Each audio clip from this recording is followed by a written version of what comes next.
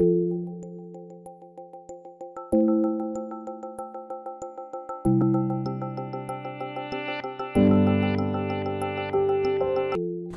right, guys.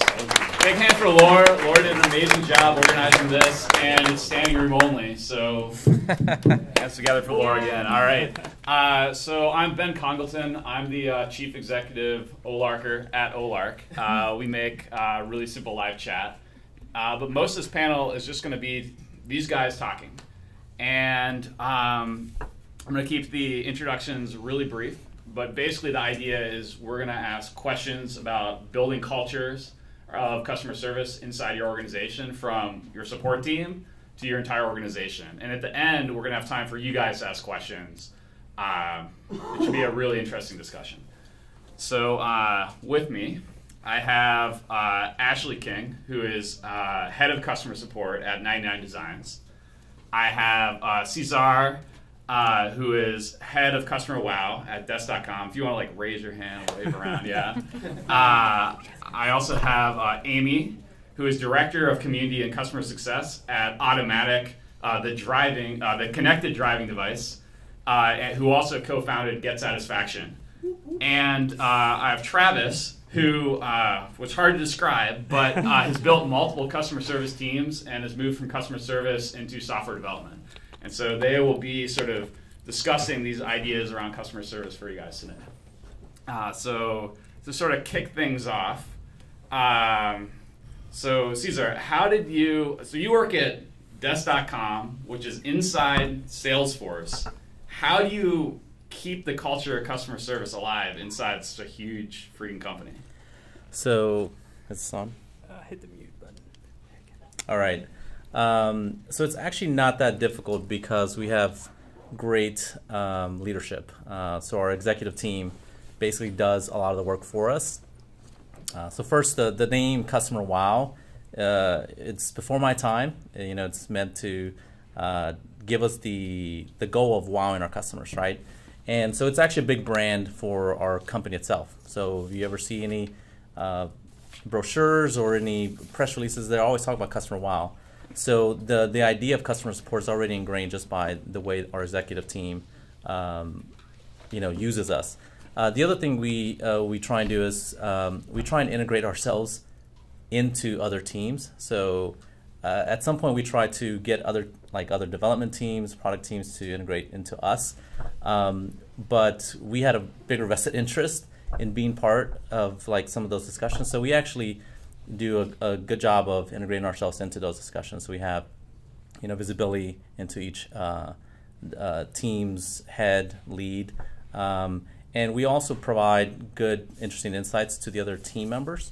So they actually look at the Customer Wow team as a source of product knowledge, good insights that are actually useful for them to do their job. So that's how we're able to remind the entire company that it's really important to have a good and strong customer support team. You guys can like chime in too.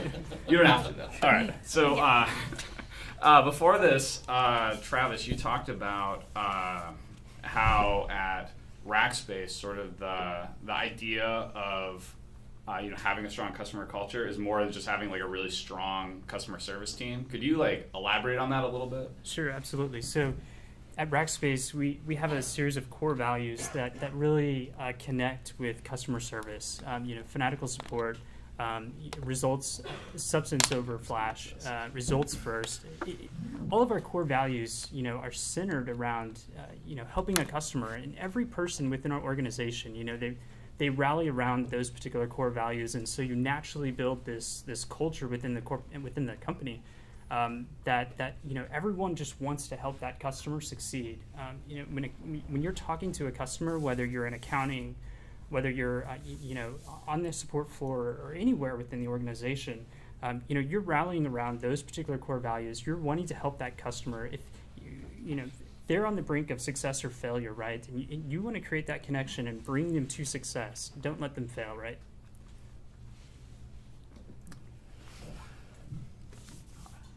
Any additions?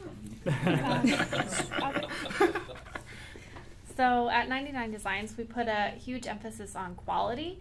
Of course, people come to us because they need to get designs for their business, and we want to provide quality design to them through our community of designers. But we also need to provide a huge sense of quality in our customer support.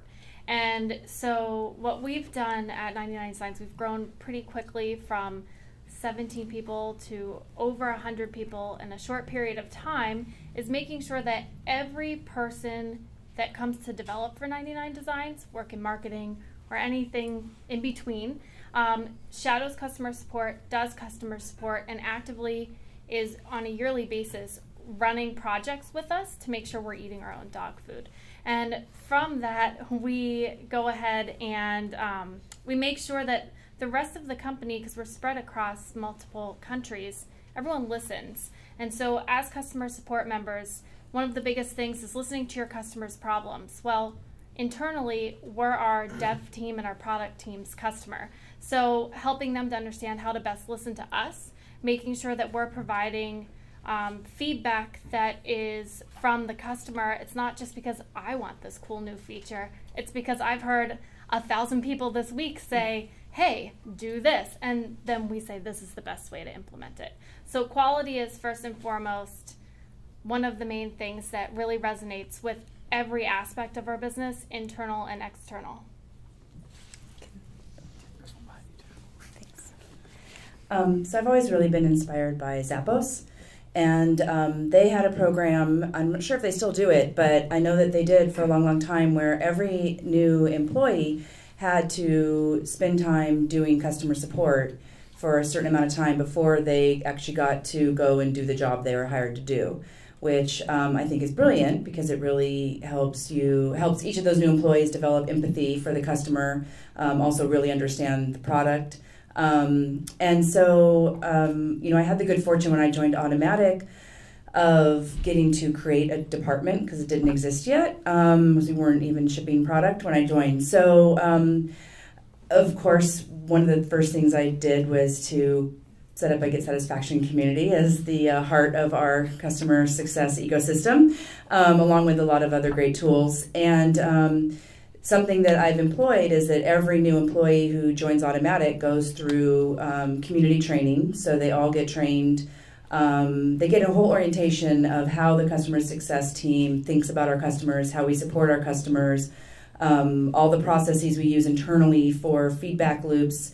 And then they get trained in the community, they get an account in the community, and they are all encouraged to participate there and engage directly with customers. Which is incredibly beneficial because, of course, they then are having that front row seat. It's not just the support team that has the front row seat to what customers are experiencing and feeling and their pains and their joys and what they want to see. Everyone in the company gets that front row seat, and then customers get to hear directly from the people who are designing and building the products that they're engaging with, which is really exciting. You know, when the customer complains about something with the Android app and our lead Android developer goes in there and answers their question, people are visibly excited that they can see it's the lead Android developer answering their question. It's not just, customer success agent. Sorry, Tom. My community manager's in the room, and he's awesome in our community. But so I just think that's just so important that from the get-go that everybody who comes into the company understands that that culture of great customer service is just in the DNA, and you inject them with it as soon as they walk in the door. Yeah, I think a really good question as well. How do you spread a customer service culture across multiple locations?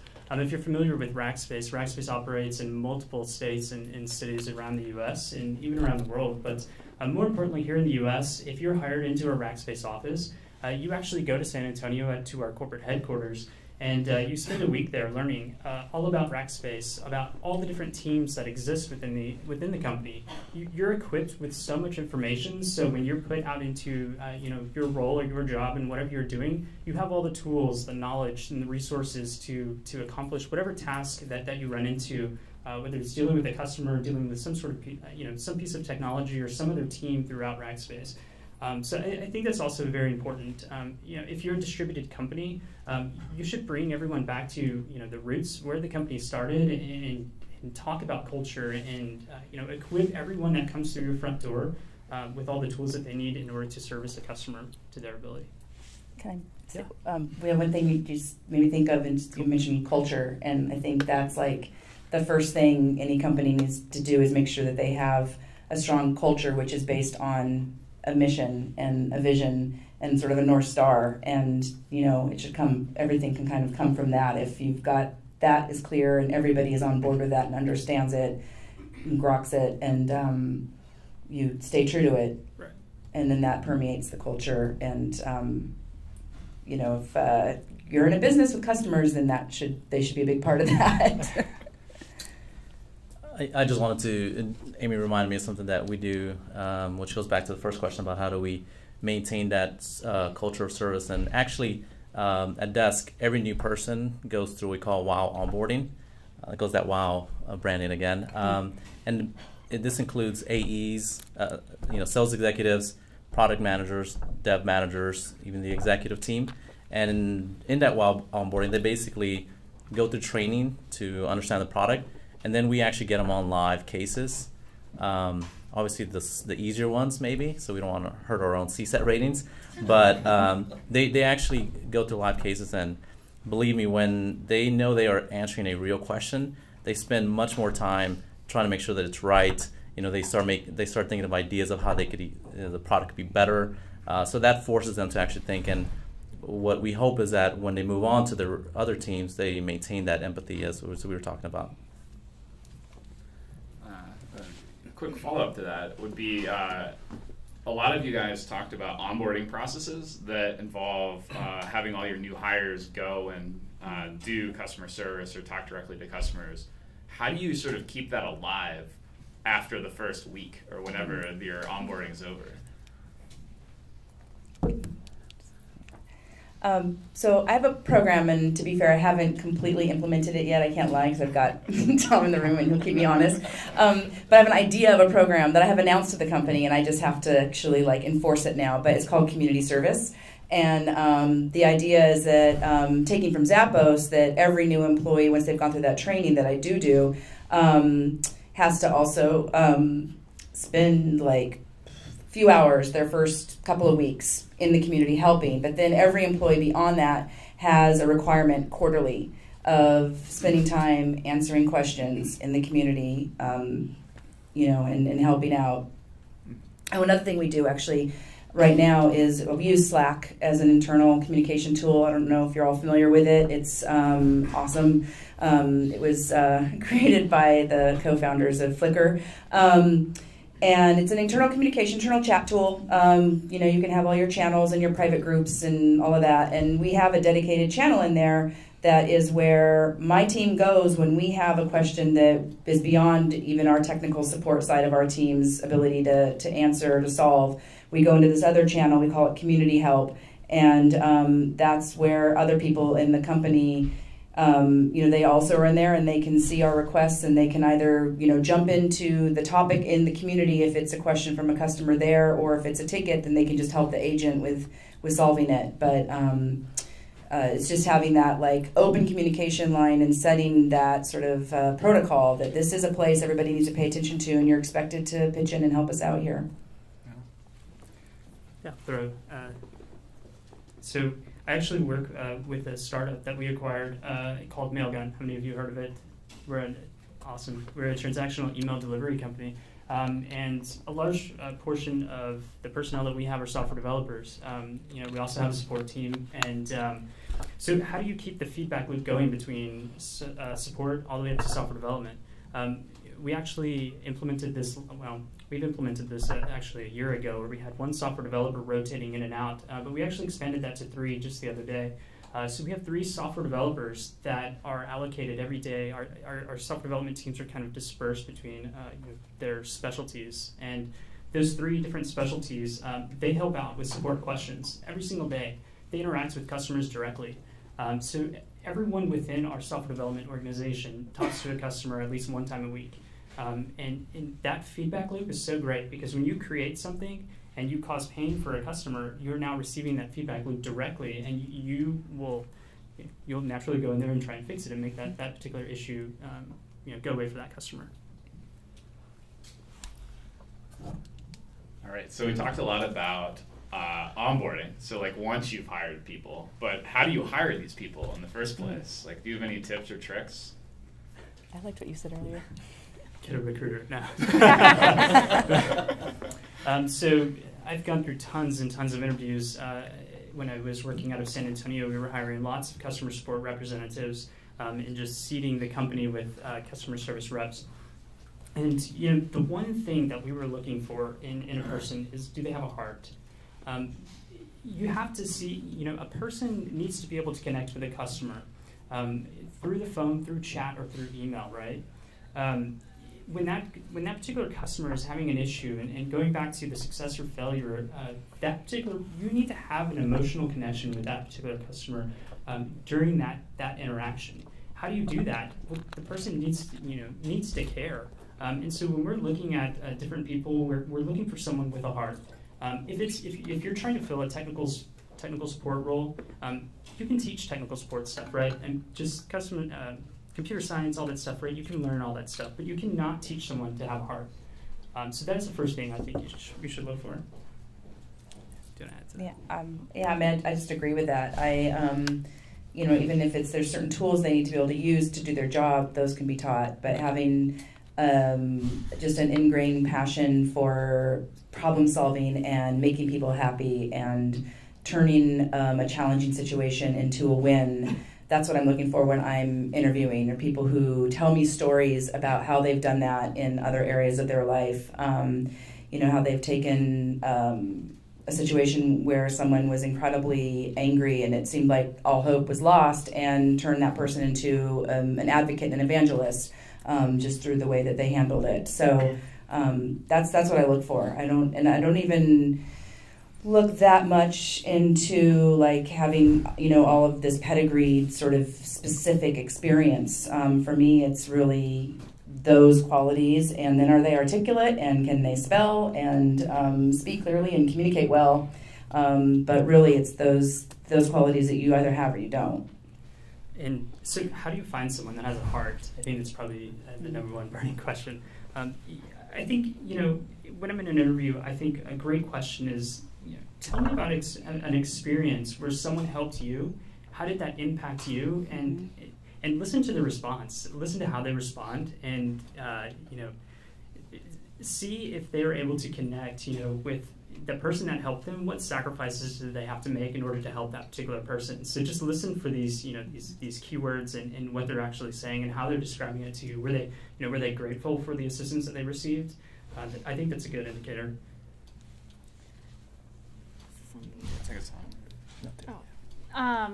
One thing along with having a heart that we really look for at 99 Designs is someone who's extremely engaging. If they're going to be almost even over-engaging in person, that means that their characteristics and mannerisms are going to transfer through the phone to the customer, or through email, or through chat.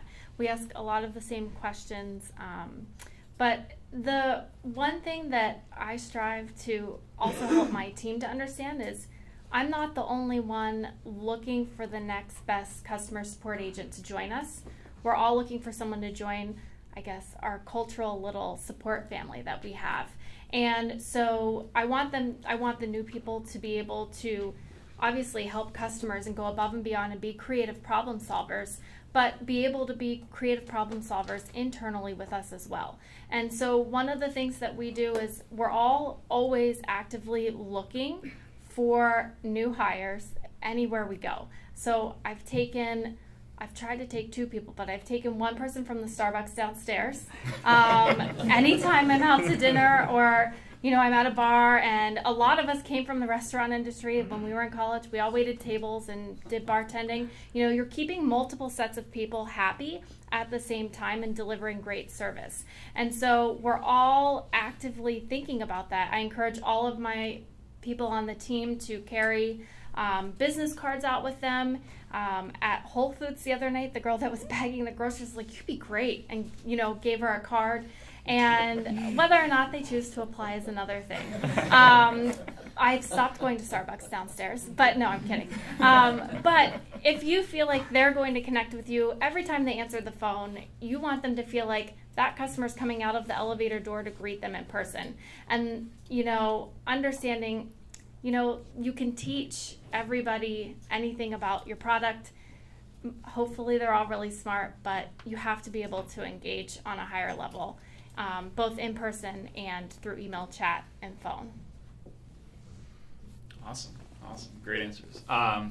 So one thing I wanted to talk a little bit more about is, so you have all these support people, you've onboarded them, et cetera. How do you sort of push innovation? I think, like, Cesar, you had some ideas about how to sort of reframe support to make it a little bit more about sort of pushing product improvements and really innovating, as opposed to just operational excellence, like just responding to tickets. Yeah, so partly that was because that's what's interesting to me, is to do, you know, A/B testing, do data-driven decisions design, and I think the team didn't see themselves as innovators, because that's the product and the dev team's sort of realm. But I really wanted them to think of themselves as innovators, because that's the only way we're going to actually get better. So we have a side project. Well, each person can have a side project, and the way we choose those is actually each individual person chooses what their side project should be. So it's, you know, like sort of the Google model. And I tell them, look, don't choose something that you think I would want. Choose something that you're going to be excited about, because it's going to require extra work, and if you're not interested in it, you're not going to actually follow through. So with that allowance of time, we actually give them what we call project time off the phones. You know, they're still answering email cases, but they're off the phones, which require a lot more focus, and so that they can do side projects. And out of that, we've come out with, you know, a lot of, you know, tests. Some have shown us that we didn't know what we were doing, but those are actually good tests too. So now we know, okay, that's probably not the right way to approach this. You know, the other thing that we've been able to do is increase, for example, our knowledge base, improve the quality of our knowledge base, which in the end hopefully reduces the number of cases, and it gives us even more time to do side projects. So I think now hopefully the team does see themselves as innovators, but it's a constant thing, and I think what's even better is that the company, you know, other teams see us as innovators, because we have come out with a lot of cool things that the product team is now, you know, productizing. So for example, probably should have been there a while ago, but we have CSAT, and the way we did it ourselves internally as a custom thing for ourselves. Now the product team is taking that on. We have a new responsive, you know, template for support center sites. We did that ourselves, you know, and now it's being productized. So that's I think that fruit of the labor of each team member's labor also helps them sort of spur more innovations.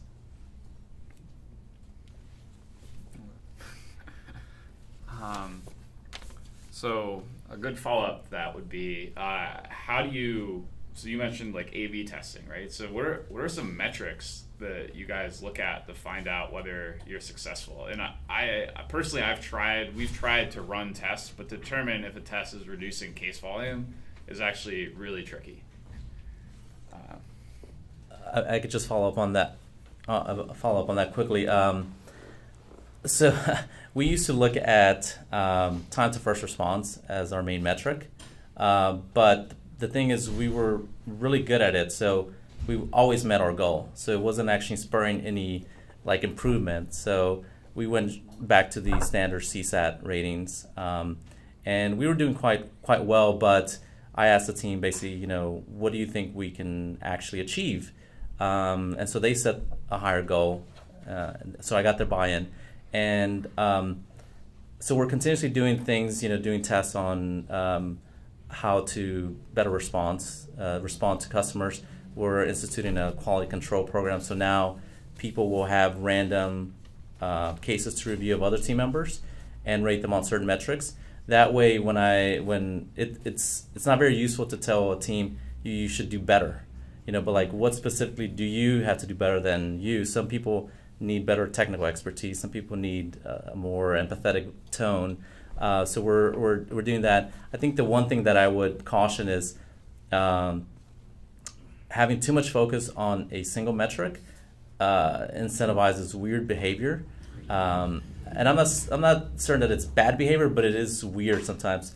The most obvious one is cherry picking, where all of a sudden this customer is going to have a tough question and he's not going to be happy with your answer. Do you answer or not?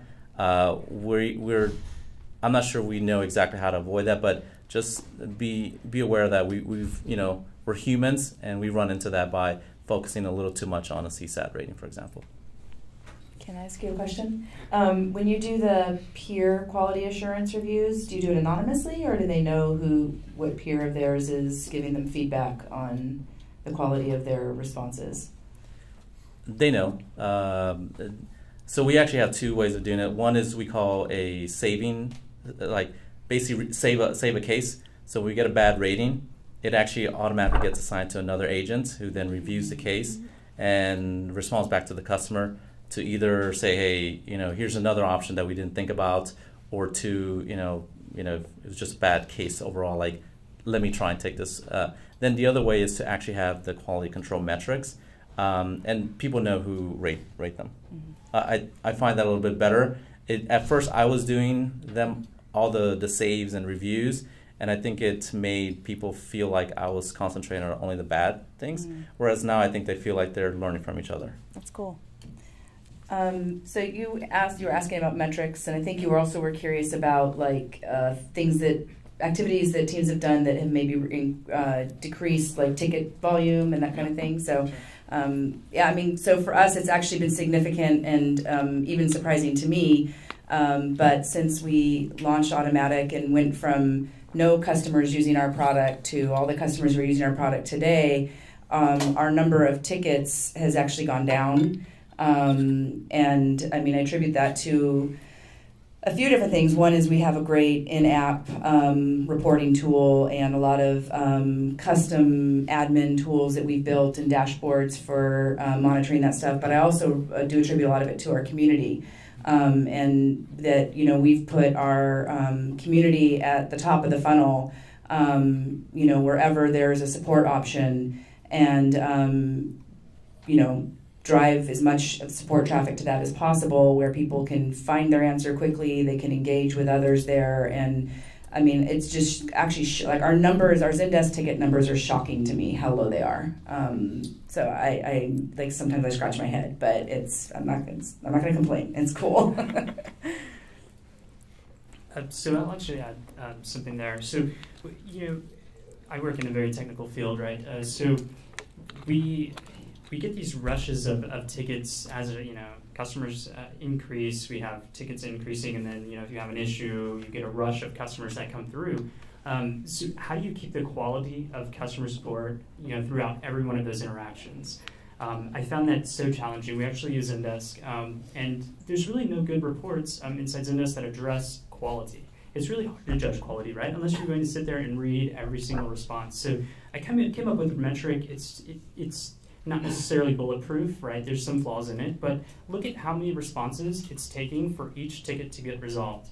Now, you can sometimes have a very chatty customer, but if you average that out or look at the percentiles of the actual responses required, that gives you a good indication of how thorough you're being in your actual tickets. And we found that some people aren't so thorough. They try to get their actual total number of tickets solved up instead of actually trying to help a customer thoroughly and reduce the number of back and forth. So I think that's a great metric to go by. Just on that note, really quickly, I used to send out weekly numbers based on, so the agents could see how many tickets they'd done, how many calls they did, etc. But then, to your point, they were focusing on quantity and not quality. And it became a race. And so I found that the guy that was doing the most, first, he was doing like 3 times more than anybody else. So I asked him if he was outsourcing his job, because he was remote, very seriously. And then I found, that his response rate wasn't very high. He was not closing customers as in anticipating their needs, asking the right questions, understanding what they needed. He was like 20 to 30% out of 100% of solving the issue, whereas the girl that had the least, she was at 92%. So when we addressed that, we were able to then similarly come up with sort of an average. Another metric that we use within support actually to relate to the product team is anytime a big release goes out, if we change part of the product that we've been advocating a change for, we'll make sure that we have a subject that's going to always be in an email about that part of the product. So if you go to our help center, you'll see that from the drop down you can select what your email is going to be about. That becomes a subject, and that's directly tied usually with a product change. So what we do is we actually use Desk and not Zendesk, but we label all of those. We're working on it too. It's still a system we're implementing, but we're labeling the tickets so that the product team can say, oh hey, we reduced what we call handover emails and questions about the handover by 30% last month, which means that I also don't need to double my team in the next year because the product is being built for the people. Yeah, that was really interesting. Do you guys have any other techniques that you use to bring feedback to product from customer service? Sure. So several things. Let's see. One is that twice weekly, our technical support team meets with the heads of all of our engineering teams to discuss sort of like the main bugs that they're seeing reported in the field by customers, and then we have a regular meeting with our head of product, which is more of the UX design team, to sort of do the same thing but with things that product can address. So we bring relevant current issues to him. And as I mentioned, everybody has access to the community, and we encourage them to go in there, but because we know not everybody does it as frequently as we'd like them to, my whole team pulls out anecdotes from customers from all of our channels like throughout the week, and we slave them all in a Google Doc. I mean, it's very sophisticated. And so it's, from bug reports, from tickets, from Twitter, from Facebook, from the community. And then every other Friday, I send out an email to the entire company with a bunch of reports attached for the people who get really excited about numbers and data. And then just, all of these anecdotes, just quotes from customers. And we categorize them by challenges, praise, ideas, and lulls, just ridiculous, hilarious things customers say. And I think that, that's the people's favorite part of that email is reading through all of those anecdotes, and, as curated by our team. And I still am a big proponent of everyone in the company having access to everything customers say, but sometimes you do have to spoon feed a little bit, and I think that really helps them to stay connected. And we had a big release last week where we released our first ever web dashboard, so took the data out of the mobile app and onto the web. And so in the email I sent on Friday, I also had special sections for feedback just about that product, about the web dashboard release, so that the product manager and designer, could see that in addition to all the other kind of general feedback. So I've worked on the front line for several years, and I thought, one of the challenges that I always ran into was feedback and information back up, and unfortunately it always had to go through leadership, and then leadership would get together and then discuss that feedback, right? And so, we really started talking to our leadership on the support side of things, and trying to persuade them, let us come to those meetings. Why is the front line not sitting down with product managers for a particular product, and leadership beyond support? And so we did. We were able to sit down with leadership and express our concerns straight from the front lines, and that was a huge win for us. That still continues today at Rackspace now. I was going to say, and related to that, something you said to me earlier, just about how important it is that building a culture of great customer service has to come from the top. It has to come from your CEO. Your CEO has to buy into it and be preaching it louder than anybody, and then it just can flow through. Yep, that's totally true. If you look at any of the videos about Rackspace, you'll see our CEO, and he's just crazy, right? He's just so excited about serving a customer, and you can get him on the phone if you want to. You can tweet him; he'll tweet back. He is totally engaged with our customers, and I think that's so super important. Your CEO, from leadership all the way down to the front lines, needs to be engaged in customer service. Awesome. I think I'm going to ask like one more question, then we're going to open it up to you guys for your questions, which I'm sure will take us a while. Amy, before we talked a bit, and you have a long history of community management, and so I just wanted to ask you if you had any tips for these guys who are trying to reduce their ticket volume by trying a community. So. Call get satisfaction. Sorry. I mean, there's other tools out there too. Of course, I'm a big fan of it, and so it's the one that I choose to use. Not just because I'm a founder, I'm also a member. Dating myself. Yeah,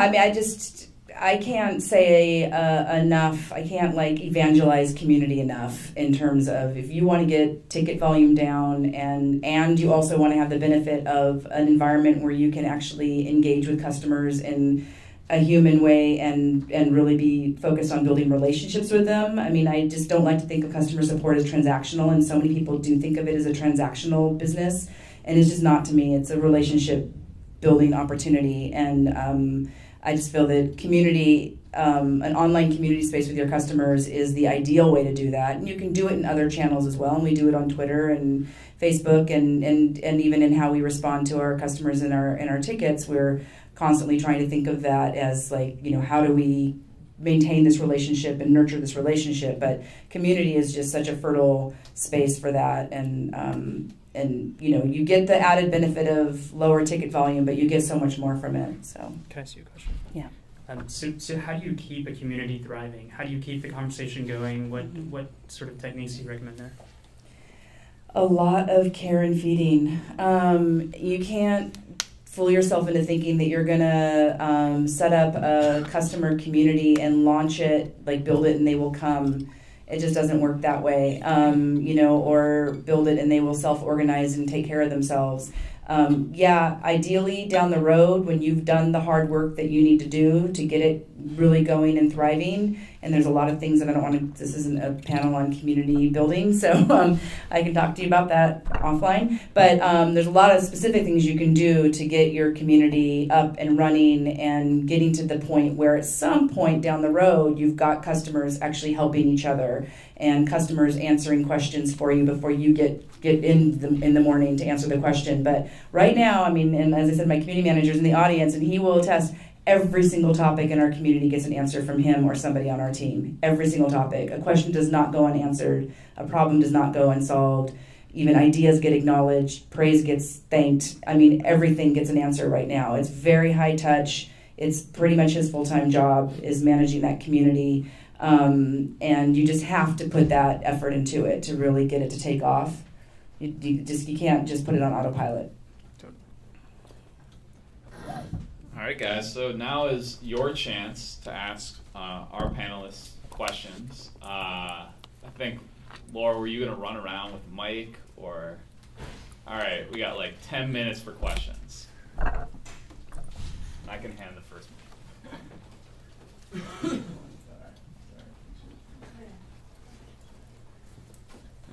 Remember to restate the question. In terms of our company, the main contact is usually just sales, and then so they ask a support question right there, and it's very technical. How do you guys suggest transferring from that other than just forwarding it to support? Right now we don't have a tool really where we can follow the support case itself, but do you guys have any solutions on how you can that's better and it doesn't feel like we're just dropping them off to support and not following through or checking in? So if one of you could repeat the question before you answer it. I think the question was if you get an inquiry into sales and it's support related and sales feels like they're always dropping off the customer to customer support. How do you follow that ticket? For us, and in my experience outside of 99 Designs, having a good channel of internal communication is key. So as well as Amy, we use Slack. We're able to communicate together. What is actually best is we put canned macro responses into Desk that are part of some of the most frequently asked questions we get from any customer, new or current. And so that also gives the ability to someone in sales to pull that macro, read, learn from it, customize it, and send it back if that's easy enough for them. Or someone in support supports the internal salesperson in responding. Well, any of us will sit there and edit emails, but it allows the salesperson to take ownership, and we can do it in a way that doesn't steer the salesperson outside of the sales role, because building that initial relationship, you're not quite ready to drop the line off to another department yet. Does that help answer your question? Yeah. Cool. Thank you. Yeah.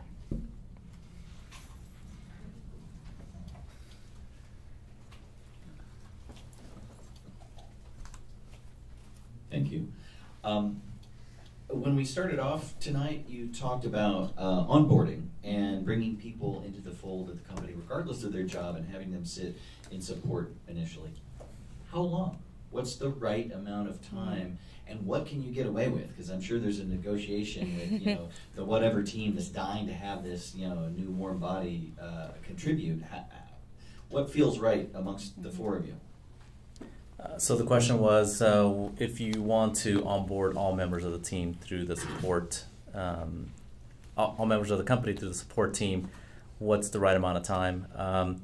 We do a full week, so 5 days, and it's full days, and we get commitment from the managers to allow us to really use them as real support folks. So that's worked out. We've tried for the sales team a 3-day boot camp, and that's partly because they have other, part of that week is doing some other stuff. But 5 days is what most people do. We've also tried 2 weeks. That seems like a lot because then the other teams get antsy to get their members back. But because everyone agrees that it's important for these new members to actually go through the onboarding, at least at Desk, they're willing to commit at least a week. That seems to have worked for us at least. I mentioned before, we spend a week in San Antonio as well. We actually call it Rookie Orientation.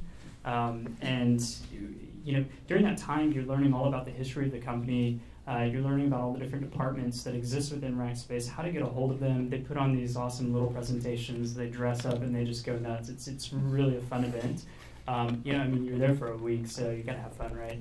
And then at the very end, we have cake, we have beer, and we just throw a huge celebration. And we move the entire class, into a central area within Rackspace, and they send out secret emails to everyone, and we call it the castle in San Antonio because it's called Windsor Park, or it was called Windsor Park Mall, but everyone, sort of comes to this central area where all the rookies are, and we cheer them on, and it's just a really exciting event to engage and welcome them to the family.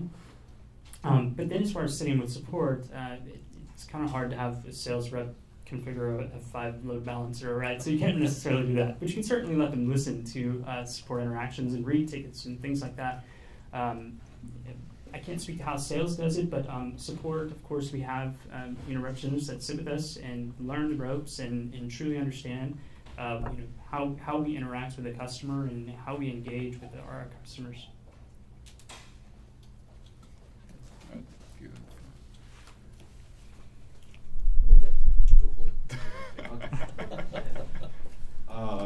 Yes.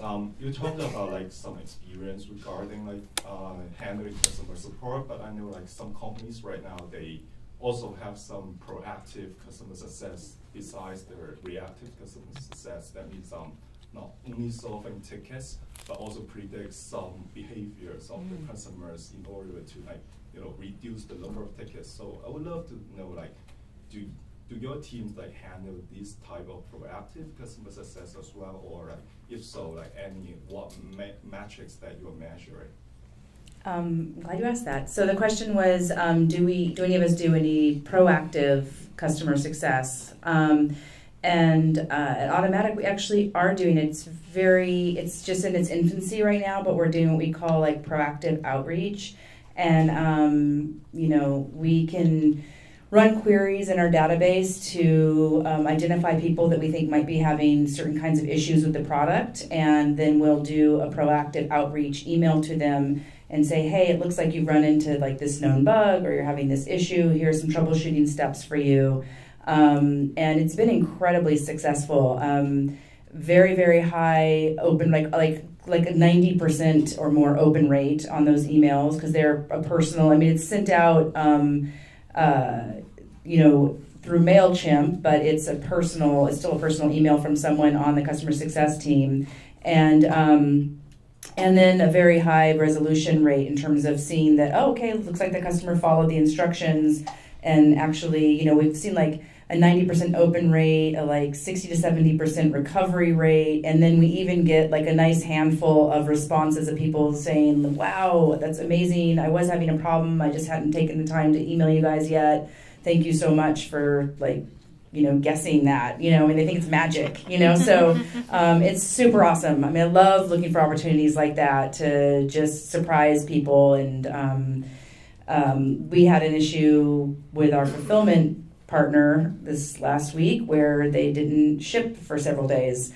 And then, we suddenly discovered it. And so before we even started getting like loads of complaints from people saying, where's my order? We just emailed all of them and said, hey, we found out there was your order hadn't shipped yet. We are so sorry. It's shipping today, and we're going to be sending you a $10 Amazon gift card.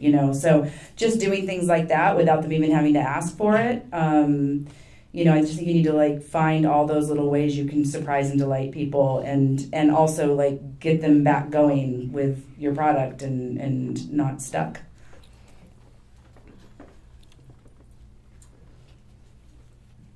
Any more? Back there. Should I just yell? I can just yell. I'll come. We will come to you. So I know that ideally we get back to all the customer requests, all the questions, solve all the problems. And in an ideal world we do that. But in some cases we have unprofitable customers. By that I mean maybe they pay $15 a month. And then they send you an email day after day, day after day. They go up the chain, they go up to tier 2, and then they go out and say, hey, I want a chief architect to answer this question, I want an engineer to tell me why this doesn't work.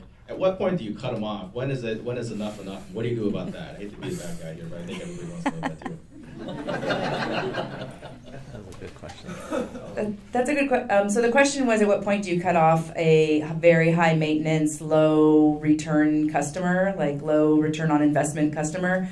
I'm going to let someone else give you a fuller answer to that, because I think our product is a little different. It's a consumer product that people buy once and then they just use it, and we help everybody who needs help. But there definitely have been a tiny handful of customers who just continue to complain and aren't happy with any explanation we give them or any response we give them. And, so we have basically just responded with, we'd be more than happy to give you a full refund. It's just easier to have them not be our customer anymore than to deal with them. So, but it's a little bit different when you're dealing with something where somebody's paying a subscription fee, and especially if it's a B2B thing, or so. I'll let someone else take that. So we run into this problem. I've run into this problem before, and you just have to be real with that customer and let them know, this particular solution doesn't appear to be working for you, and go research the market and see if there's a better solution for the customer, even if it's your competitor. Mm-hmm. If you can turn that customer into a promoter for your company, even if they're not your customer now, they're not going to trash talk you anymore, right? So even if you have to refer them to a competitor, do it. It's in the best interest of the company, and the customer will appreciate the honesty. So one last question.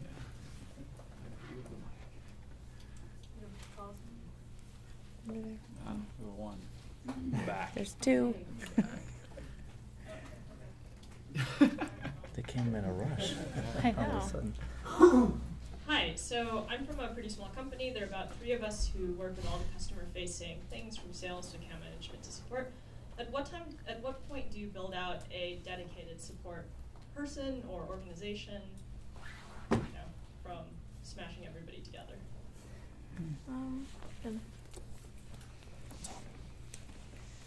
When people, I should probably repeat the question, but so if you're a small team and everyone's doing everything, sales, support, account management, when do you start building out one focused, dedicated person for support and then a team? And what I was going to start off saying was when your customers start complaining that they're not getting responsive time. No, that was sort of a joke.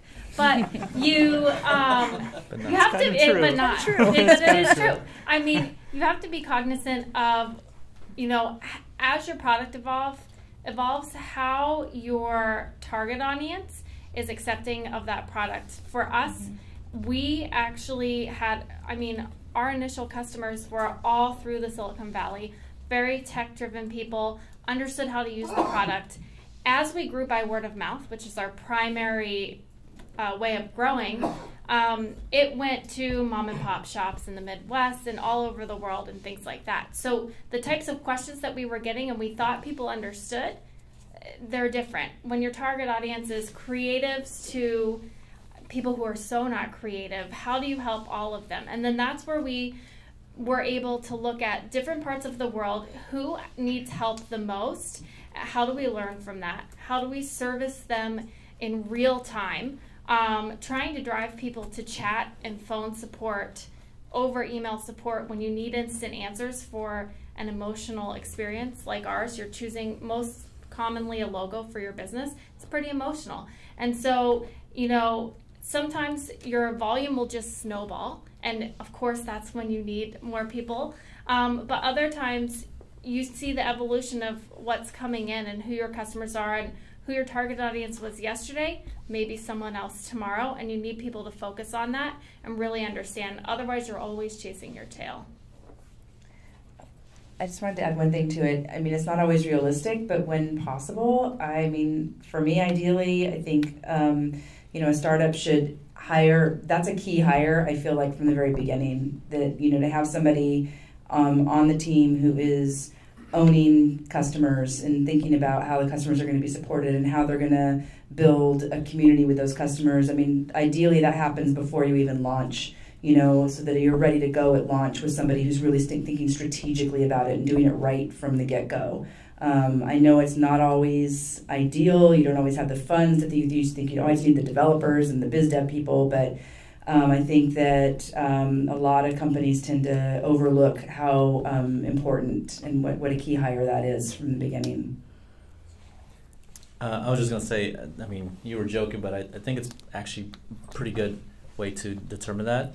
Attrition, you know, if your attrition starts going up because you're not getting, or your customers aren't getting the right support, that's probably a good indicator of when you need to really focus on that. At least that's how I thought of it myself. Also, look at what you're trying to offer in terms of support. Are you meeting what you're promising to your customers? If you're consistently not meeting, you know, your obligations to your customer, then I would suggest, you know, hiring someone to handle that full time. Of course, you can look at reports and all that good stuff and put together some fancy graphs and make the finance people happy. But, you know, when it comes down to it, are your customers happy, right? If that happiness is going down, then having a dedicated support person might be better. One more? No. No. All right. Well, everyone wants to drink and stuff, right? All right, Okay. yeah. Yeah, we can talk to everyone that will be here after, so I encourage you to come up to them and talk after. There is beer in that direction. There are snacks and cake in this direction, and also soda. And thank you to all of the panelists. Amazing job. And Ben,